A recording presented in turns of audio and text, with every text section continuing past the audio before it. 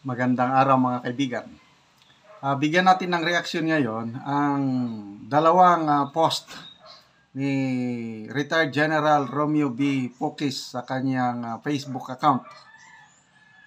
Una, itong title niya is Arise, the Soldier.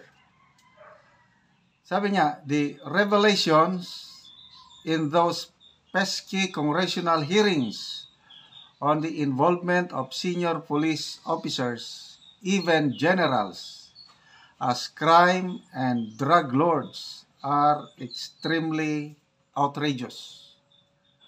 If the allegations are true, then Congress has found in the PNP a worthy competitor as the Philippines' biggest crime syndicate.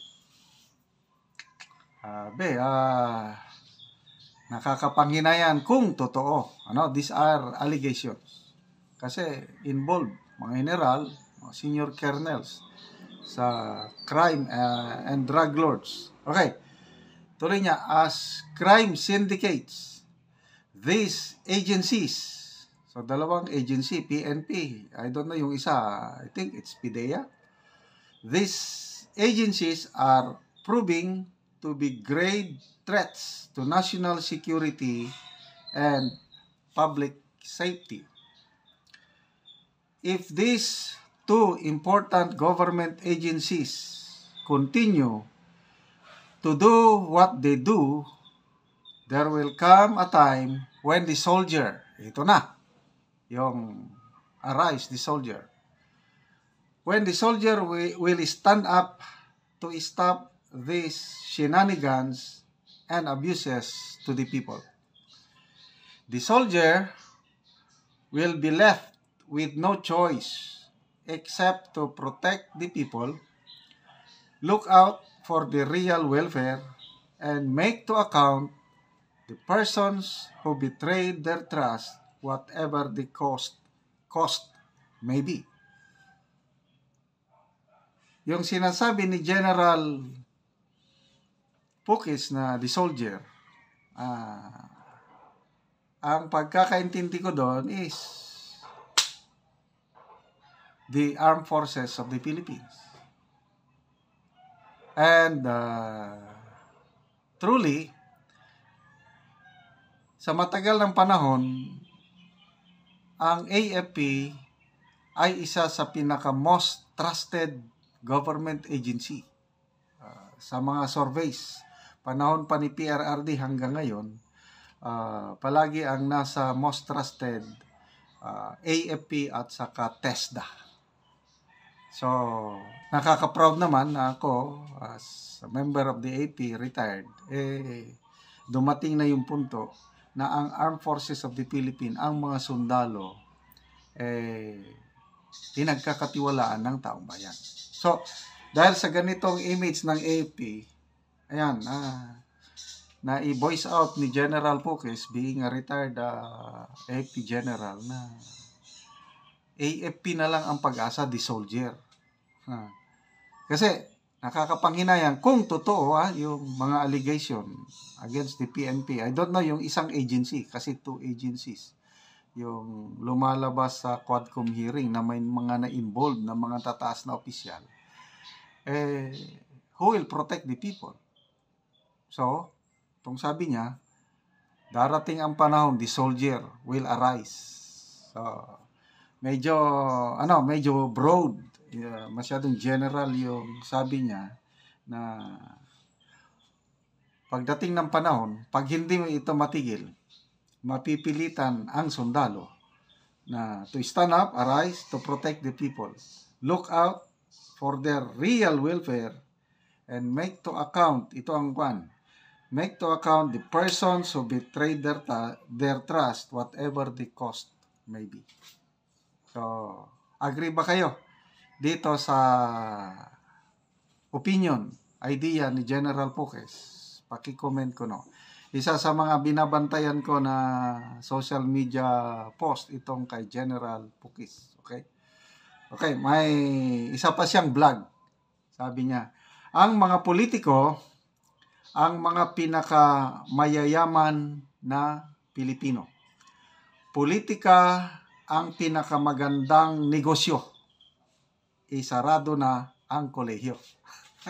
So kahit wag ka nang mag-graduate ng kolehiyo, pasok ka na lang sa politika. Total, hindi naman kailangan na college graduate ka eh. Basta marunong ka lang magbasa at read and write lang eh. Manalo kang politiko, according to General Pukis, yayaman ka sa pagiging politiko. Okay, may isa pa pala. Ito, pakiusap sa Kongreso. Tungkol ito sa sa sunod-sunod na hearing, both houses of Congress, Quadcom at saka sa Senado, yung naman yun, Pogo. Sabi niya, pakiusap sa Kongreso. Meron akong pakiusap sa Kongreso sa kanilang ginagawang pagdinig at pag-imbestiga. Number 1, huwag mag-Ingles.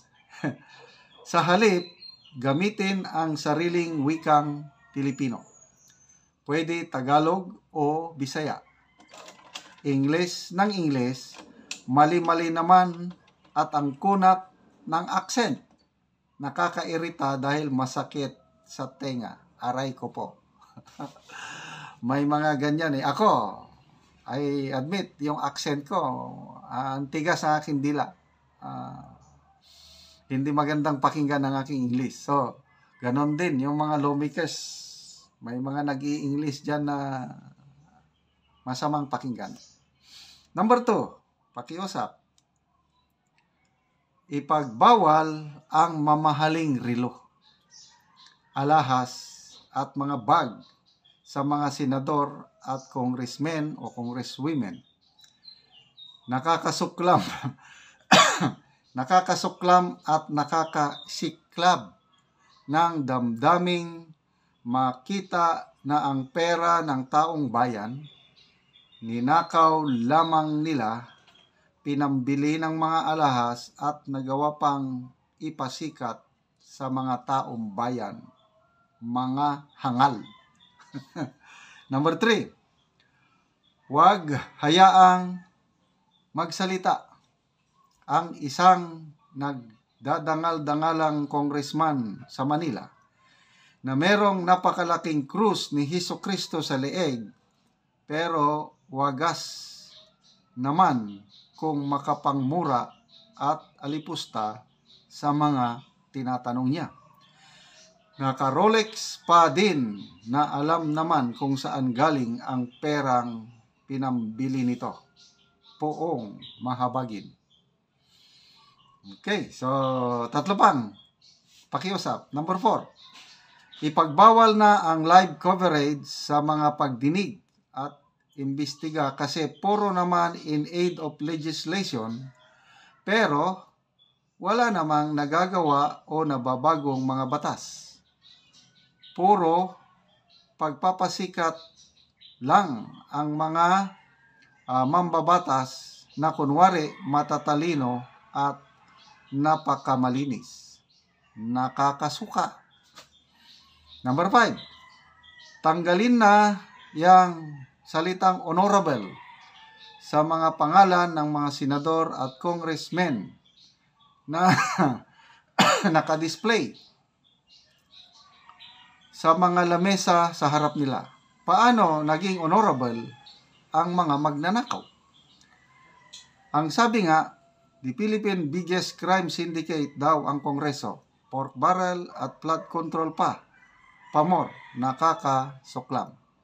Then, pang-6. Wala na pala itong pang-6. Moron pa na. So, yan po ang mga opinion ni General Pukis na naiinis na siya sa hearing. Quadcom ba, Pogo ba, o sa Senado. Mag-hearing na naman yan sa War on Drugs starting Monday. And then, yung involvement ng mga matatas na opisyal ng PNP, nakakabahala nga. Salamat na lang at nandyan ang Armed Forces of the Philippines, mga sundalo, na Pag nagtagal, mapipilitan sila to defend the people. Kung how, I don't know. Kayo nang balang mag-ano dahil very general naman yung it's just a wish. Dahil sa taas ng respeto ni pagtingin ni General Poki sa Armed Forces, kaya umaasa siya sa mga sundalo na tatayo at pangalagaan, protect the people and the state.